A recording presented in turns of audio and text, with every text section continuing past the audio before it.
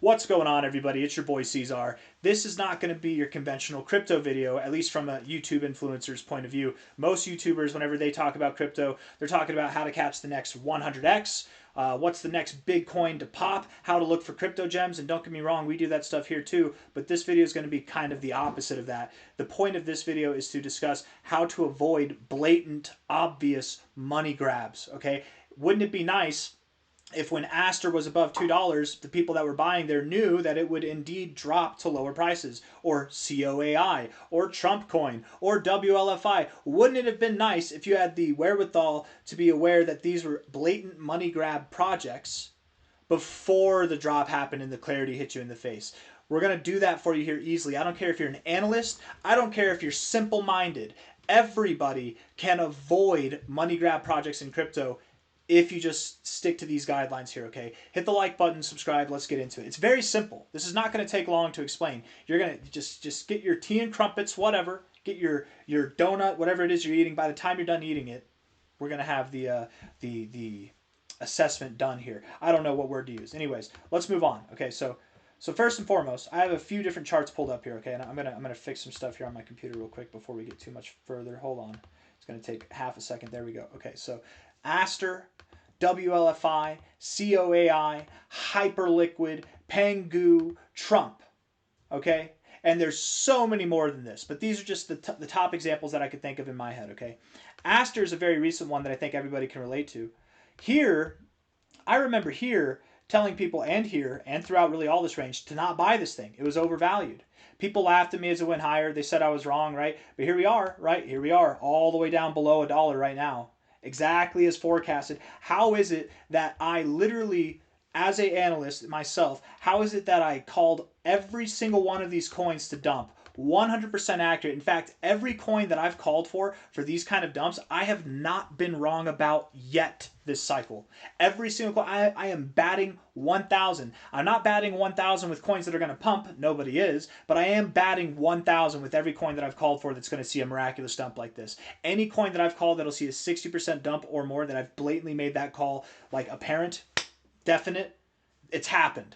And the reason why I only make these calls for projects like this is because it's simple. Aster, let's find Aster. Where are you? Where is Aster? Where are you? You know what? Let's start off with WLFI because I found that one first. Let's do WLFI. World Liberty Finance. Okay?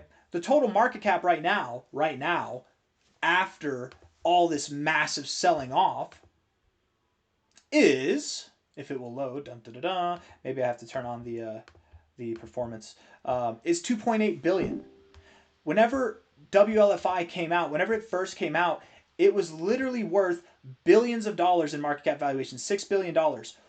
The point of investing in crypto or investing in anything is you want to start low and you want it to get high. 6 billion is the end goal. Why would you invest in something that's already there? You want to buy something that's at 60 million that does 100x and gets to 6 billion.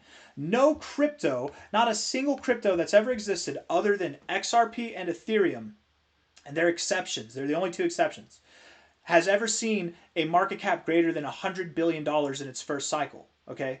No crypto ever has. So by definition then, by default, and this is my 10 years of crypto experience that I'm sharing with you, not a single crypto beyond XRP and Ethereum have seen over a $100 billion market cap in their first cycle. Why did XRP and Ethereum see it, right? Well, first off, look at where they are now. They're some of the top cryptos in the space. Secondly, the market was way less saturated. It was way less saturated. You had very fundamental layer 1 blockchains being built with XRP and Ethereum. It was the only places where the money would go to, where it would funnel to, right? Of course. And they had a lot of prospects, a lot of interesting prospects early on. But no project now is going to see $100 billion. I have a purpose to talking about this. If you're not going to see a $100 billion market cap, what business do you have buying at a $5 billion market cap? Because the average altcoin, we're looking for a 20x or more, at least. If you're investing in crypto and you don't think you can get a 20x or more by the end of the cycle, you're kidding yourself or you're selling yourself short, or both, okay? $5 billion?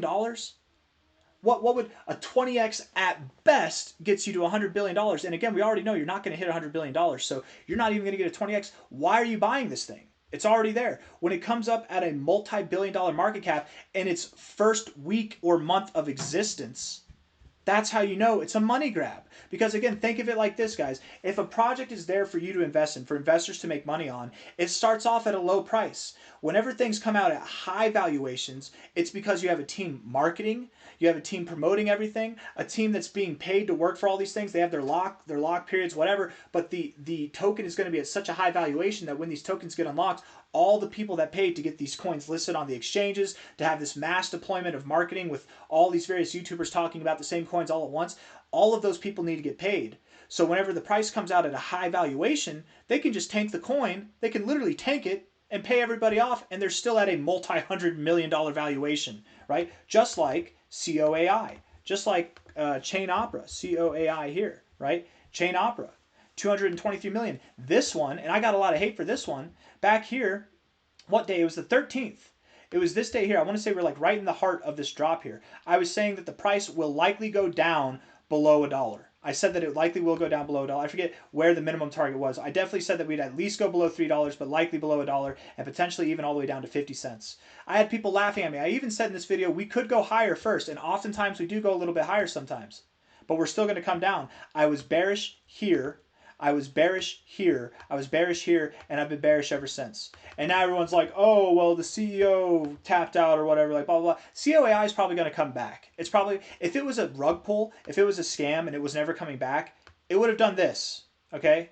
It would have done this. It's not doing that. It's a little bit more methodical. COAI still has a high market cap. It can come back. It can see new all-time highs. But why, again, would you invest in this project, first off, at the all-time highs when all the YouTubers are talking about it because they're being paid to talk about it, right? Just for all the reasons we said already. Why would you buy it there when the market cap, it's brand new. It's a brand new token that literally came out in September, the end of September, and already within a month, not even a full month of existence, it's worth $3.5 billion.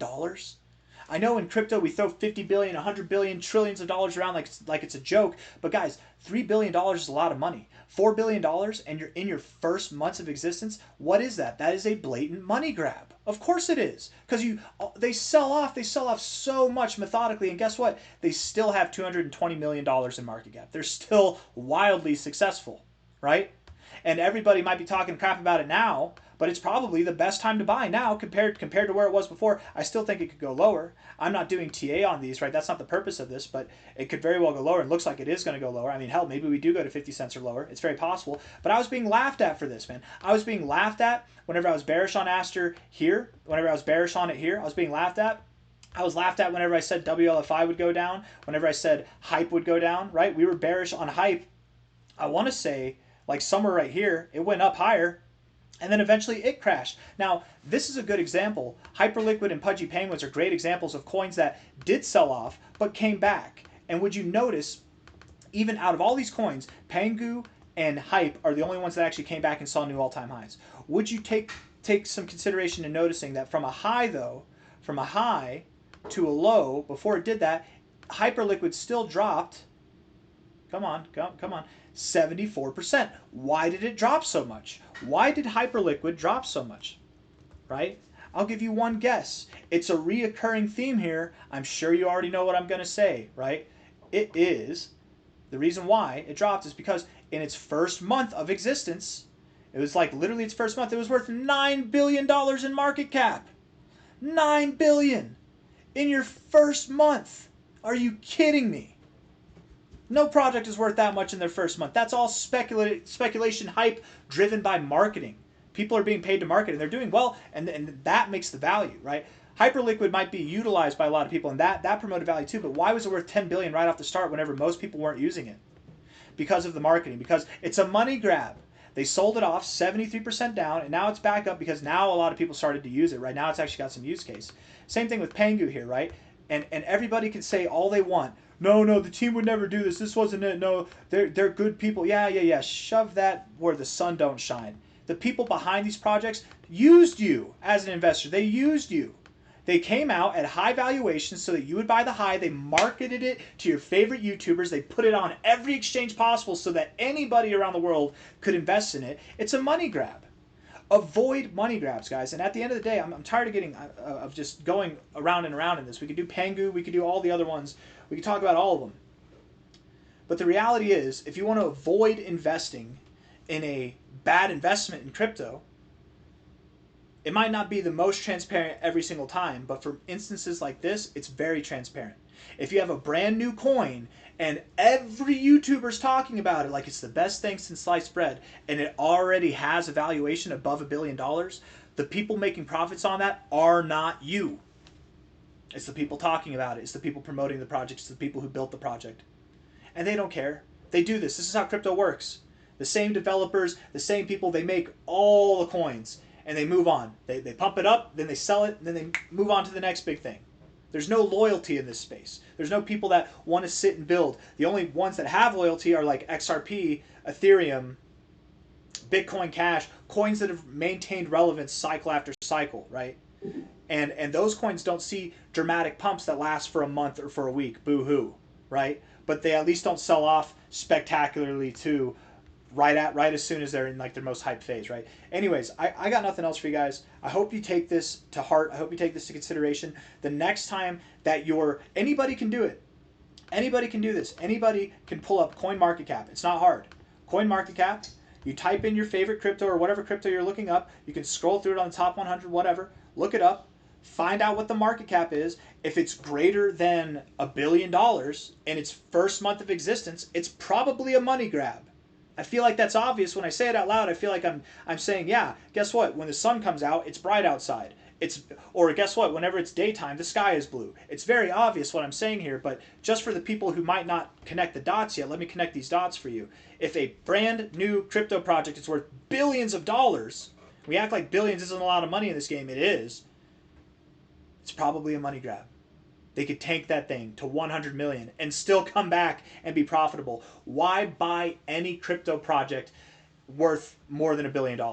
Unless it's been around for multiple cycles. If it's been around for multiple cycles, none of this logic applies. This only applies to brand new coins that are already worth tremendous valuations. The coins that overnight, they're in the top 100, they're in the top 50. How did they get here? Marketing. Not because they're good investments, because they're good marketers. And that's fine. That's how we do business. But man, I mean, I don't do business. I don't promote coins. I promote coins that I like, but I don't get paid to talk about coins. I've never been paid to talk about a coin. I have talked about coins that people initially offered to pay me for, and I told them no. If I'm going to talk about your project, it's because I like it. It's because I'll make money investing in it. My viewers will too. I don't need you to pay me for it. I will never accept payment to talk about a coin. I will always do things this way because I want you to know that my voice is authentic, that I'm not talking about something because I'm being paid for it, like the predominant amount of YouTubers are. And I love all these YouTubers, man. I love them all. But they're being paid. They're being paid to talk about coins. Not all of them. Not all of them. There's some. Shout out to Rob Crypto Future. Shout out to Economic Ninja. They don't get paid to talk about the coins that they pump up. They don't get paid to talk about it. There's a moral code that I think some of us adhere to.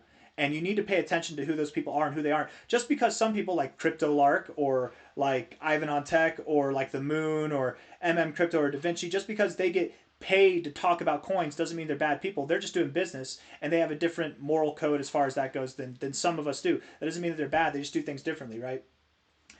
And they still have a lot of good information, but just understand when you have big accounts like that are promoting a coin overnight out of nowhere, it's not to help you. It's because they were paid to talk about it.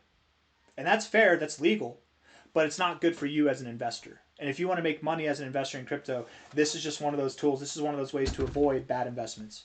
Shout out to any of the YouTubers that I name dropped. There's no hate, there's all love. I really do love and appreciate every single one of them. I think the only, let's see, if I didn't like a YouTuber, who's should I go on that rant?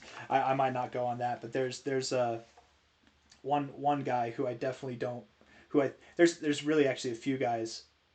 Maybe Crypto Kirby. Yeah, I don't like Crypto Kirby. I think he's entertaining. I don't like him though. I don't think he has a soul. Anyways, I'll see you guys on the next one. Hit the like button, subscribe. Take care of yourselves. Bye bye.